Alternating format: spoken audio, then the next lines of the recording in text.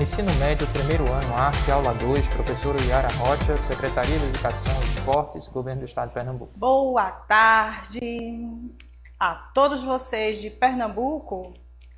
Bem-vindos à nossa aula, mais uma aula do Educa Pernambuco. Convido a vocês a viajarem no mundo das artes, principalmente vocês da primeira série do ensino médio. Vamos comigo? Bom, neste momento, a gente vai fazer uma breve recapitulação do que a gente viu na aula passada, ok? E aí, na aula passada nós vimos a cor como elemento significativo das artes visuais e a gente agora vai continuar. Imagem de círculo. Círculo cromático. Esse círculo ele existe para facilitar o nosso entendimento sobre as artes, sobre as cores nas artes. E aí, o círculo cromático vai começar com as cores primárias. Cores primárias são aquelas que possuem uma única tonalidade, são aquelas que não apresentam valores cromáticos em comum, são únicas e na mistura delas podemos encontrar todas as outras. E aí, nós temos, primeiro, o vermelho, o amarelo e o azul. Seguinte, não posso pegar uma cor com outra cor para dar o vermelho. Elas são primárias, por isso que elas são consideradas primárias. 3 gatos nas cores vermelha E e aí, amarela. nós temos uma imagem de Ademir Martins, que é uma artista naif. Então, o que seria uma artista naif? É um artista que ele não possui formação acadêmica, ele é um autodidata, mas ele faz algo espontâneo, natural.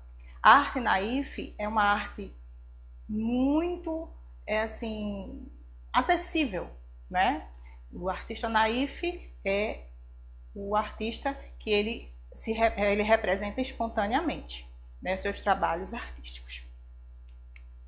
As cores que a gente está percebendo nesta obra chama-se Família de Gatos. Ele fez em 2003 e a gente está percebendo, né? Então a gente tem o vermelho, temos o azul e um outro gatinho que está sentadinho, amarelo. Então, a representação das cores primárias estão aí, na imagem que vocês estão vendo, da Família de Gatos, de Ademir Martins. As outras cores, elas são secundárias. O que são as cores secundárias? As cores secundárias, elas se resultam da mistura de 2 primárias. Nós estamos vendo as primárias nesse círculo cromático, aonde tem esse triângulo com a base para baixo e o vértice para cima. Agora, vão aparecer nesse triângulo de base para cima e vértice para baixo as cores secundárias. Vamos lá? Se eu misturar, por exemplo, o vermelho com o amarelo, vai dar o laranja. Olha aí! Vocês já fizeram essa experiência? Certamente que sim, no ensino fundamental, mas a gente está só relembrando aqui agora. Se eu misturo, por exemplo, o amarelo com o azul, vai dar o verde. Acertaram? Vamos ver agora. Vou dar um tempinho para vocês verem se vocês acertam. Vou misturar agora o vermelho com o azul. Que cor que vai dar? E essa é um pouco mais difícil, mas acho que vocês conseguem. Lembram? Lembram? Olha, o roxo. Muito bem, quem acertou?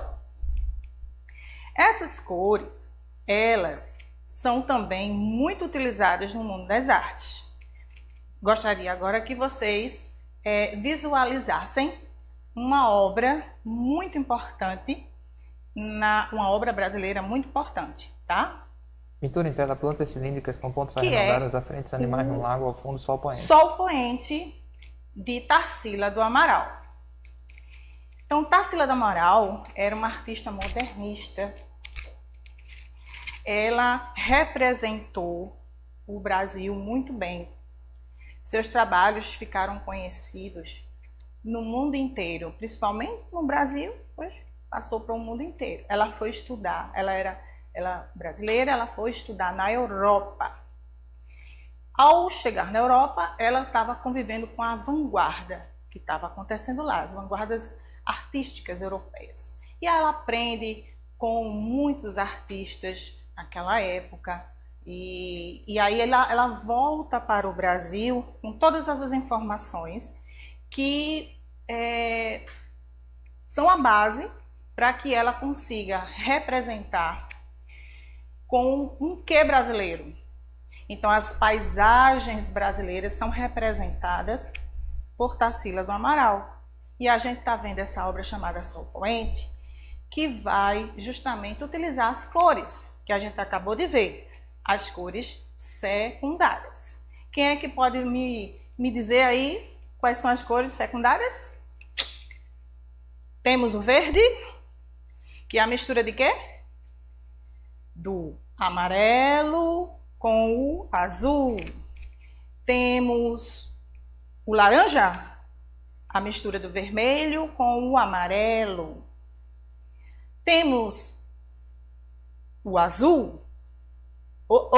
Azul é primária ou é secundária? Primária. Mas a obra em si, na sua grande maioria das cores que estão representadas aí, a gente percebe as cores secundárias e também as primárias.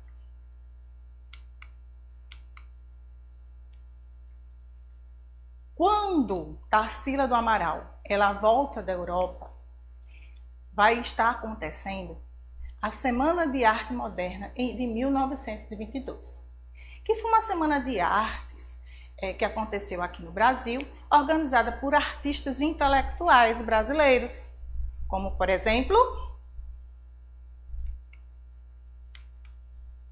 Oswald de Andrade, Mário de Andrade e Anita Malfatti.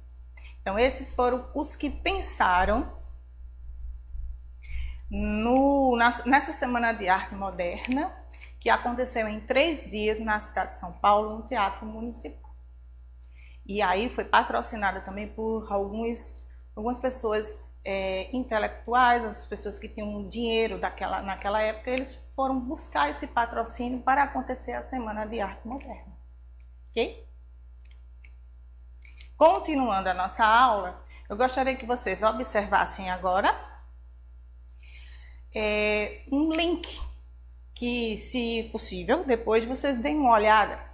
Esse link é da Semana de Arte Moderna num só coração. E aí ele está lá no YouTube, vocês entram lá e acabam concluindo e sabendo um pouquinho mais sobre o que aconteceu nessa Semana de Arte Moderna. Continuando com a nossa aula, nós vamos conhecer agora as cores terciárias com o círculo cromático. As cores terciárias são a mistura das cores primárias com as cores secundárias que estão pertinho no círculo cromático. Então, lá vai. Se eu misturo, por exemplo, o vermelho com o laranja, vai dar uma cor, que isso é... desculpa, gente. Vai dar uma cor que vai ser chamada de vermelho alaranjado.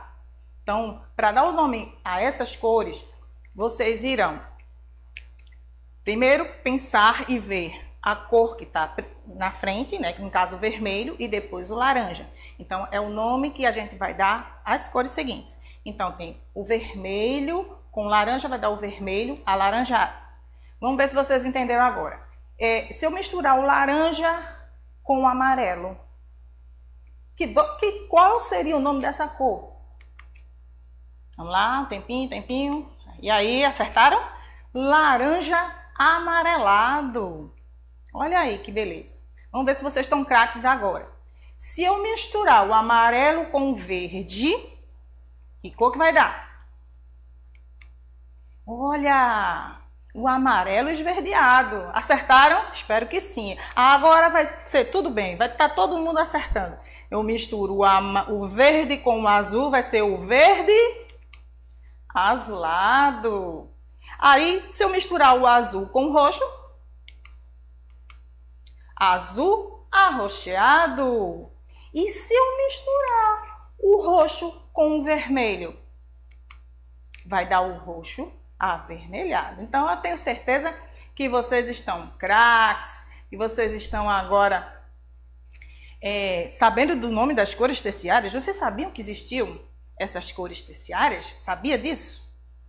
Pois bem, existem as cores terciárias e elas são muito utilizadas no mundo das artes. Olha aí um exemplo bem interessante. Pintura de uma face colorida. A gente consegue ver essas cores terciárias aí? Muito bem. Só para lembrar, deixa eu ver se vocês são espertos.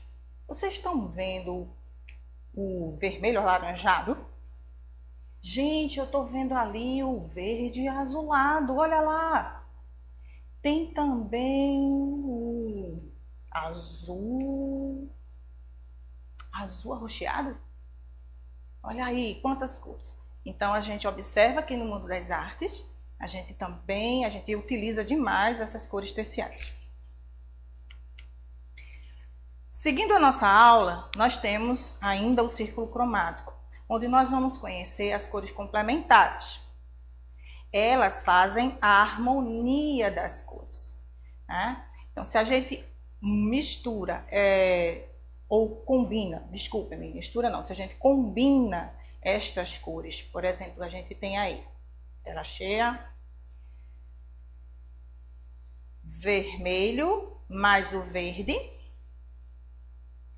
vai ser considerado a cor complementar. Vermelho e verde serão complementares. Vai dar uma harmonia. Então, muitas vezes a gente tem aquela dúvida, de que, tô com um desenho lá na frente e eu gostaria de pintar. E aí, que cor combina com tal cor? Essa é a chance de você utilizar o círculo cromático. Então, nós vamos continuar conhecendo essas cores complementares. Aí tem o vermelho mais o verde, que são complementares. Temos o laranja mais o azul, que são complementares. Sempre será uma cor secundária com uma cor primária. Em seguida,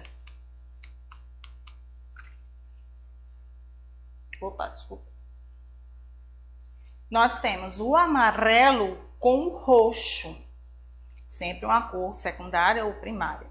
Então, eles estão opostos ao ciclo cromático, ok?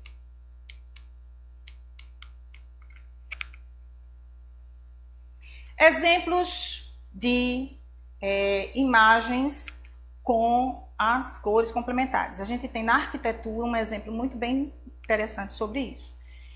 E aí a gente vê uma ambientação, né, a parede e o teto pintados de azul lá no fundo, mas perto da gente, no primeiro plano, a gente tem o laranja, que está sendo o teto e a parede estão pintadas de laranja, dividindo os ambientes. Xilogravura de palma com frutas. Temos também uma obra chamada Frutas de Palma, do nosso pernambucano J. Borges, feita na xilogravura. Quais são as cores complementares que a gente está vendo aí? O vermelho e o verde. Muito linda essa obra. Foto com 4 modelos usando roupas coloridas. Na moda, a gente consegue perceber também. Então, a gente tem o vermelho, o verde, o amarelo e o roxo, o azul e o laranja. E temos o verde e uma tonalidade puxada para o rosa, né? Representando aí também que há esse complemento, há essa complementação. Bom, as cores, elas também nos trazem sensações. Essas sensações, elas são provocadas quando a gente ver essas cores. Então, eu vou pedir a vocês para verem essas duas imagens que estão aí na tela, pode fechar? Essas duas imagens. Aí a gente tem aí duas imagens. Do lado esquerdo, essas duas imagens são iguais. Do lado esquerdo, a gente tem uma tonalidade diferente da do lado direito. Então, essa tonalidade do lado esquerdo é dia ou é noite? O que vocês acham? Vamos ver se vocês acertaram. É dia, é logo cedinho, pela manhã, quando nasce o sol, né? E a outra seria o quê? A noitinha. Menina com bicicleta numa ponte. 5h30, 6 horas. Então, se a gente quiser representar o dia e a noite, podemos representar com essas cores que vocês estão vendo aí. Umas cores do dia mais terrosas, puxadas para o laranja ocre. E do lado direito, na noite, as cores puxadas para os azuis, verdes e assim por diante, tá? Agora nós estamos vendo o círculo cromático mais uma vez. E vocês estão percebendo uma linha divisória? Essa linha está dividindo justamente o que seria do lado esquerdo para cima, as cores que estão aí. Essas cores do vermelho, do roxo avermelhado para o amarelo, elas são consideradas cores muito fortes. E aí a gente chama elas de cores quentes. Depois nós temos as cores frias, porque elas nos dão a sensação de frieza.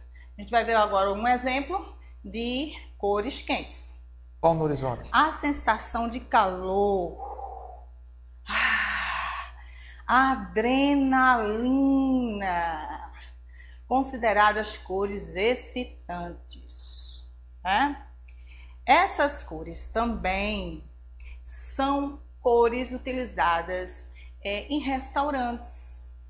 Então, quando o arquiteto vai projetar um restaurante, ele com certeza vai colocar cores que ajudem as pessoas a se alimentarem mais. E aí, o vermelho, o laranja, o amarelo.